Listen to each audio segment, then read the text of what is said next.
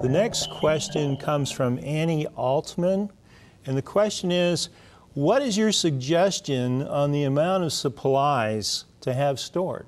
Patrick, you want to address that?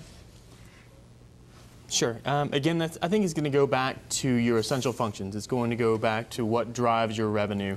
A lot of companies nowadays use just-in-time or lean manufacturing if they're in production, and they don't have a lot of things on hand. They get things as they need them. For a pandemic situation, they might want to evaluate that and keep some excess on hand just to carry them through the demand that they expect to receive. That's very important. If you don't do that planning ahead of time, everybody's going to be coming wanting the same things at the same time, and there obviously would be delays. I have another question. This one is from Monica Jameson. This is, how do I manage travel of employees to areas affected by the pandemic?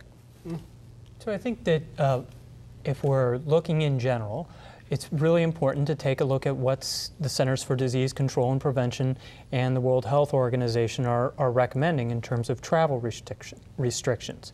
So what I'd say, for example, right now with the H1N1 virus, there are no recommendations for travel restrictions.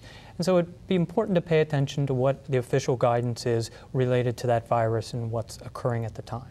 That's very important. And again, that's part of the planning process to make sure that's well defined. The next question we have is from Matthew McIntosh. What is an antiviral medication and how does it differ from a vaccine? So an antiviral medication is something that's designed to help that, to keep that virus from replicating within your body so that it can't infect cells and cause disease within that person. A vaccine, in contrast, helps your body to create an immune response so that it naturally fights off the disease. We're used to vaccines for, that we do for our children for measles, mumps, and whatnot. That helps us from preventing disease at all. The antiviral doesn't prevent disease, but helps to mitigate the symptoms from that disease. Wonderful. Bill. Well, I guess the final question of this entire webcast goes to you, Bill. We've heard from a lot of experts. You're an expert. What have we learned? Essentially boil it down to, really it's one word, isn't it? Preparation. Preparation and planning. That's the key to success in dealing with these kinds of pandemic problems. Key things that we've talked about that are so important, the need to identify the critical business processes, the employees, and the inputs to keep that business going. We've mentioned an emphasis on the need to educate employees, the emphasis on communication both internally and externally, because it is a community type issue and communication is so important. It is so important to have in place the plan for the necessary protective equipment and supplies. So critical. We've also talked, and with Nancy, we saw the importance of addressing the employee needs. We've talked about physiological as well as psychological needs in that regard. And again, a reminder that the template is there. Hopefully it'll be a very useful tool for those that are in progress in developing their plan.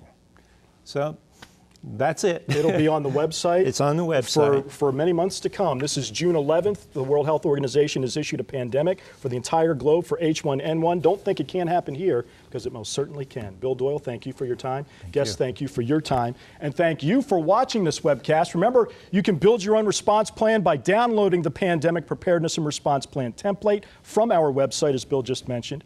And while there, you can also take the time to review the other online sources. Now, we want to thank OSHA for making this webcast possible through funding from the Susan Harwood Training Grant Program. And remember, you can continue to email your questions, which will be answered by our experts via email. Also, this webcast will be archived on the University of Findlay website for viewing at a later time. Thanks for joining us. Good afternoon.